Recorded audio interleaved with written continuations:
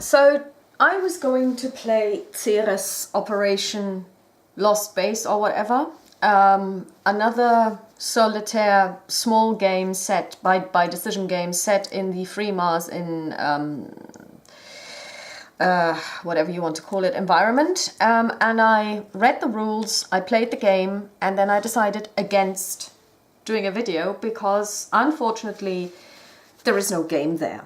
Maybe one day I will talk about in detail what is wrong with that game, but suffice it to say that if people were trying to get money, if Decision Games was trying to get money and backing for Free Mars, the board game, using these two small games, Phobos Rising and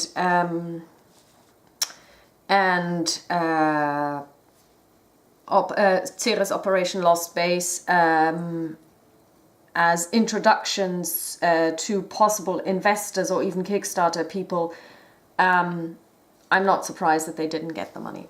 So instead, what we're going to play is Space Infantry. Now, I've played this game before on camera, but unfortunately I did really badly, so we're going to do it again. Mission 01. Our objective is that our squad, and we need to get our squad out, the A-team,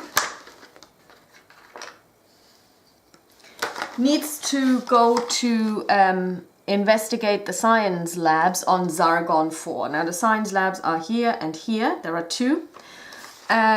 Communication with the labs was lost over 2 months. When the squad reaches a node that is adjacent to a link with a security door, so this one, and this one, draw a resolution number. Actually, I will be rolling a d20. On a result of 3, the door to this route is impassable and the squad cannot travel on this link. To complete the mission, the squad must explore the 3 laboratory nodes. 3 laboratory nodes. Oh, sorry, there's one up here as well. So, we've got our squad together, 110 points. We're playing on normal. I've got 2 intelligence, 2 medikits to cancel wounds, 1 grenade. In melee combat this will inflict wounds. We've got 2 stymo packs which give us +2 AP in melee combat and inflicts 2 wounds per success for remainder of combat. And that's what we're going to do. So let's see strategic options.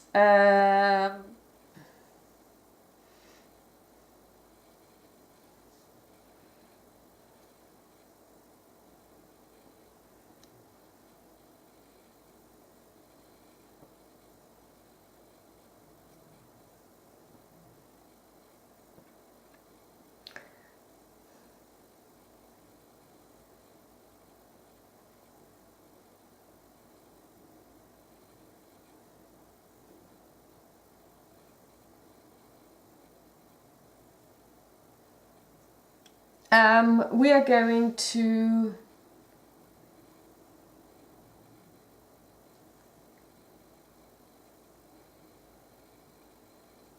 use the heavy battle suit, which means that 2 units gain +1 armor this mission. And we're going to give this to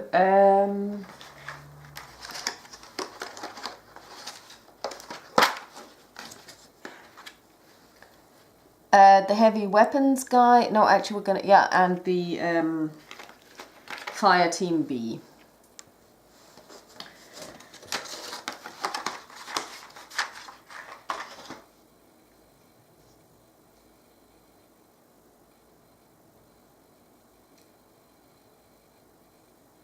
Okay, so we're gonna advance the turn track, and first we're going to generate command points. We roll a 5, which equals a 5, so we get 1 command point, which is not too bad, so we're going to place it here. And now we need to advance. So we need 4 successes to advance, and we have 2 people who can actually do the advance.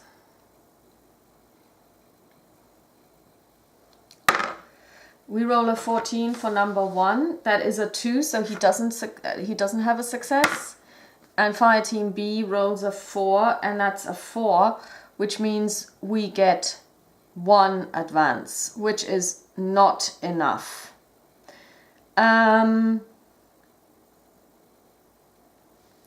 We also now need to check if we get a no, we don't get an event, so we will try this again. And we're going to use one of our intelligence kits to gain 2 automatic successes. And then we're going to try this again.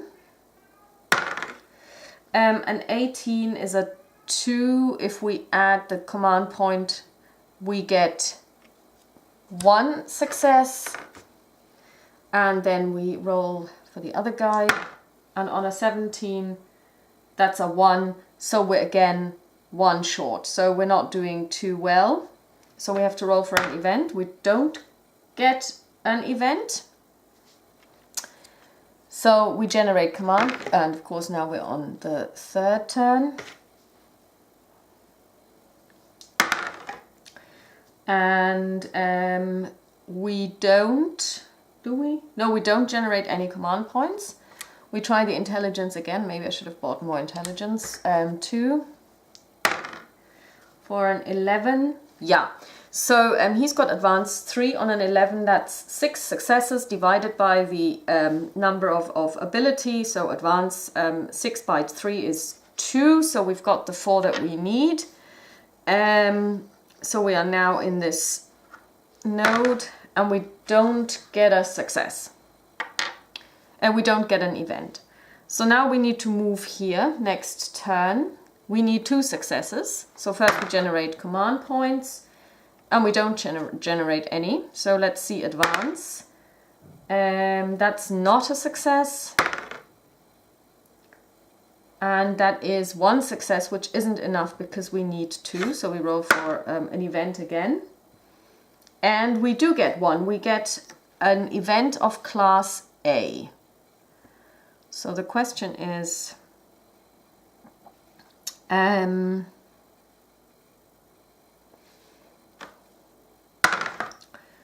5 yields a 5. Oh god, we get 3 scout enemies. That's not good.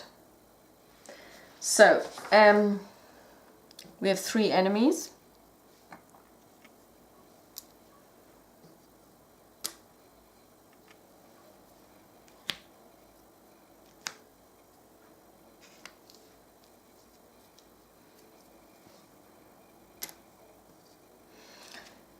Each of them has 2 wounds, but no armor. Okay, so now we enter combat. And first of all, we try to generate command points. And we generate none. We determine combat range. That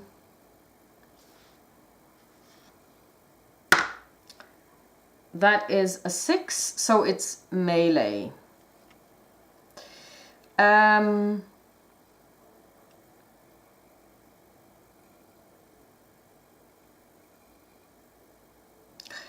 So we can now start attacking. We activate the units.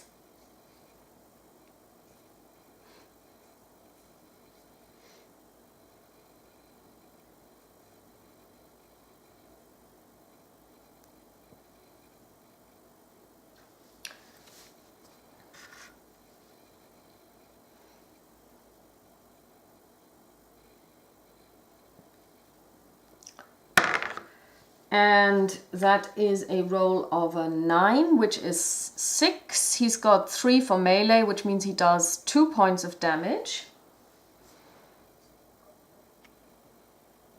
So we have 2.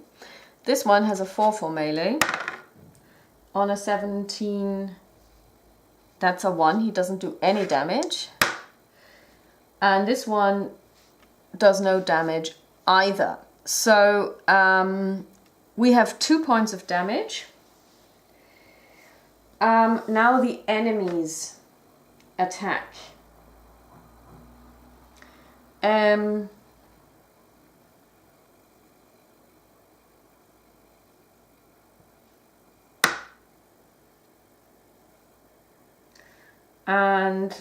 the first one rolls a 0.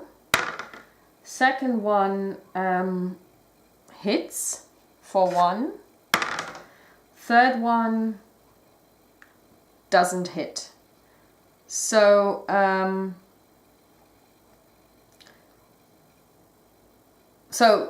the first one hits the fire team A.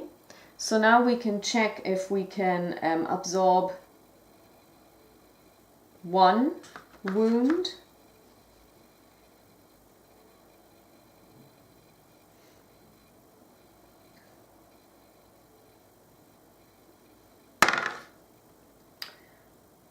And we don't, so we do take 1 wound on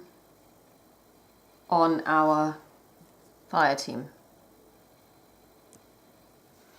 So we have 2 wounds that we did. We cannot kill one of them off, we have to assign them equally. So next round, let's see if we can get any command points going, and we can't. Melee again. 7, he does 1 point of damage. Second one does 1 point of damage. And third one does no points of damage. So now they hit back. 1.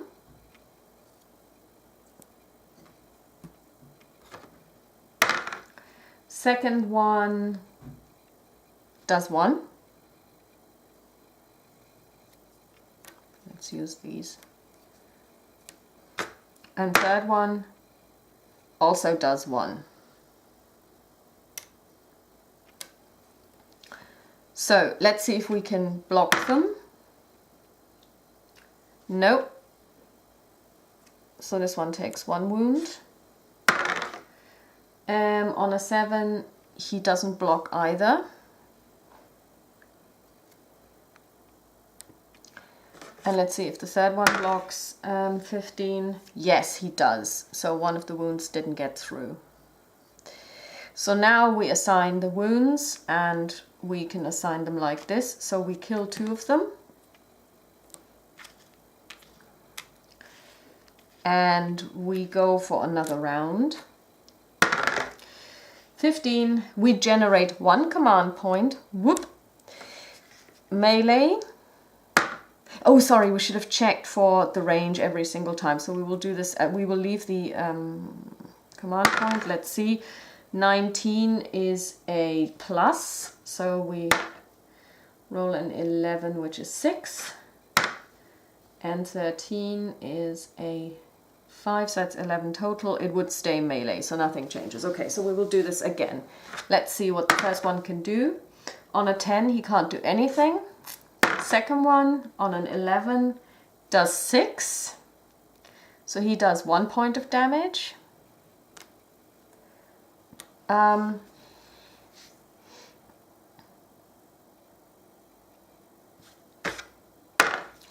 the last one rolls a 3, which means nothing. So then the guy hits back. 12, he does 1 point of damage.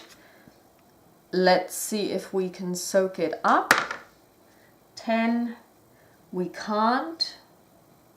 So someone takes a second wound. We apply the 1 wound to the enemy, and we go again. Let's see what our 20 is 0. So we are now at firing range.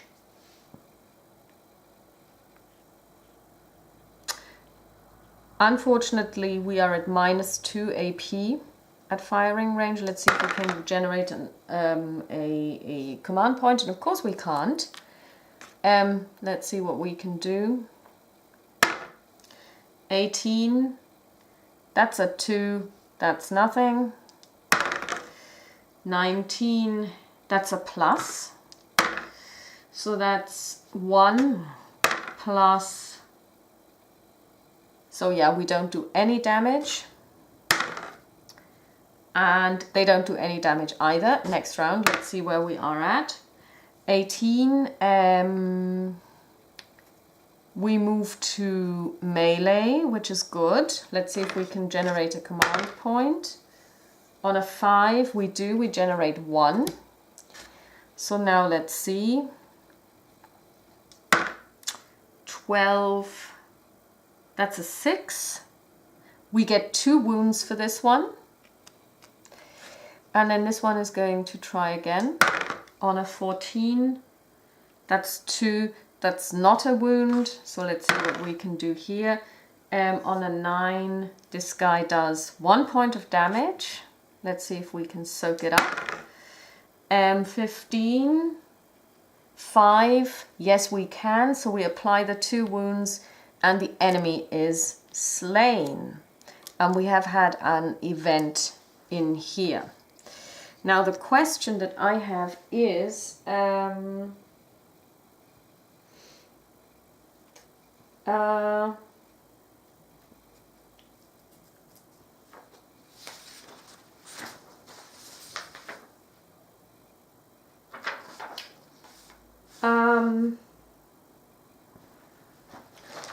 what happens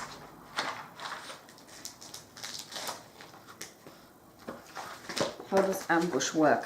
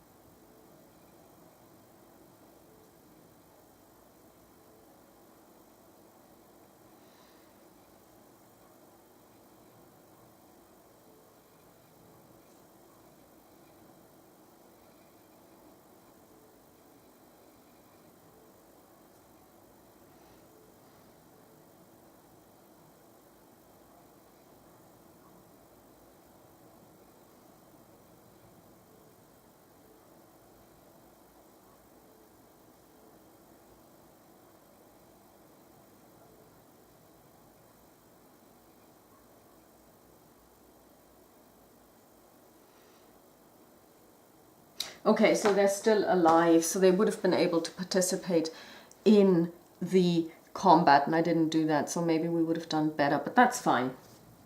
So we're going to use 1 medkit to cancel 1 wound of the heavy weapons guy. So this one is spent. We're not doing so well actually, so now we're going to try and advance. We need 2 advance for this. Let's see if we can generate a command point. On a 10 we can't, of course, so we're going to see what they can do. 4 is a 4, so yes, we have 1 success. And the other one is a 20, that's a 0, so we didn't make it. So we again have to... We already had an event.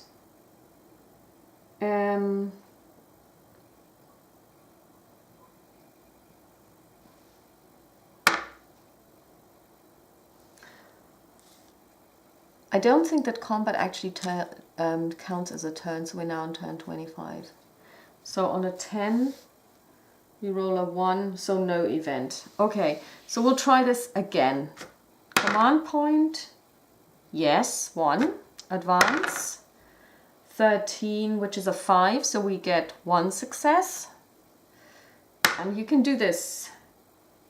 Yes, we spend the 1 command point to assist, and we advance. Now we have to check if we draw a if there is going to be an event, and there isn't. So 24. Let's see, we're going to try and generate a command point, and we don't. Let's see if we can get an advancement. 17 is a 1, that didn't work. Let's see the other guy. 17 again, so that didn't work, so we have to check, do we see an event? We do. Class A. And we rolled a 17 again, which means 2 scouts. So we got 2 scouts. And let's see if we can generate a command point on a 9. We do. Generate 1 command point. And let's see if we can use this to ambush. No, we're not going to do that because we don't have any eyes. Okay, so now we're going to determine the combat range. And on a 3 that is fire. But we don't want this. We're going to spend this one to change it to melee. We want to be in melee. And we're going to start. On a 4, that's 1 attack that we managed to pull off. 19 is plus, so we roll twice more. 5 plus 2 is 7. So we do 1 more wound.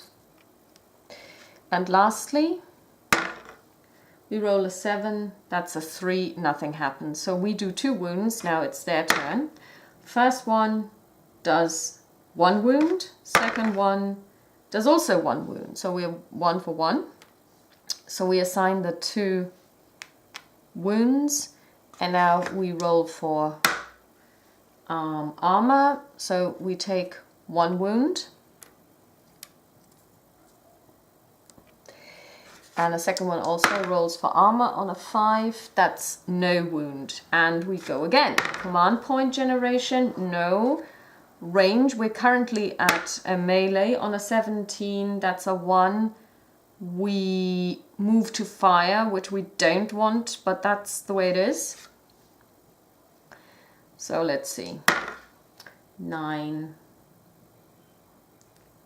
That's a 6, minus the 2 that need to be applied is enough to provide 1 wound for the CC unit. Second one, pulling chits, simply because you end up putting chits somewhere, then you lose them. I just lost one, or thought I'd lost one earlier today when I set up the game. So I've actually, what I've done is I've taken the number of chits that are there and their denominations and written them down. So there's 20 chits altogether, so a d20 will help you. I drew them randomly and put them into a grid of 1 to 20. And essentially what happens is that when I roll my d20, I check what I roll. So that's across from here, 1 to 20. And then I check which result I would have drawn if this had been a chit draw. So, of course, this means that you can draw the same chit twice in theory. So it does slightly increase your chances. But since you don't usually draw more than once, because I'm not sure, and this is something that I haven't found out. If you do a skill test with person A, do you then put their chit back in? You should do, because otherwise you're distorting the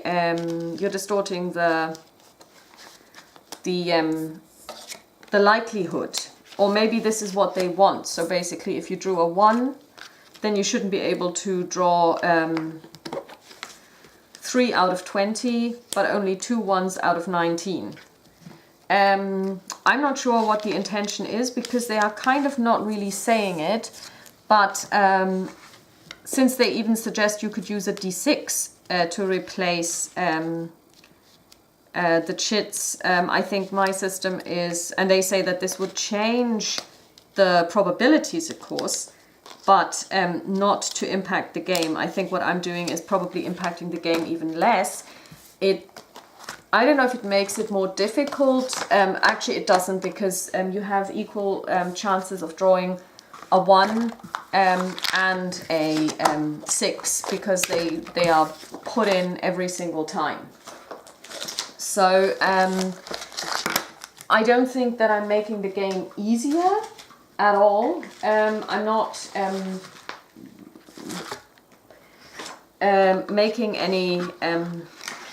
Let's say I'm not making it easier for myself. That's for sure. So will I play this again on camera? Yes, because I wanted to do a campaign actually. So we will have to replay this scenario because we failed entirely. I mean, we didn't even complete it. So I will have to do this again, and I will definitely use the upcoming Christmas break. Well, I am already on my break, but I'm going to play this again during the Christmas break. So this was game number 10 in my 12 Games of Christmas challenge. So this means I will be playing 2 more games as part of this series and film them. I'm also planning on doing a review of the One Ring role-playing game. I did an example of play, an exhaustive example of play, although the only thing that I didn't do was the year-end phase, which is a phase that I can't even understand I can't imagine how this is going to work in real life. So that's what I'm going to do. I'm going to do a review because I would like to. So I wish you all a happy rest of the day. Bye-bye.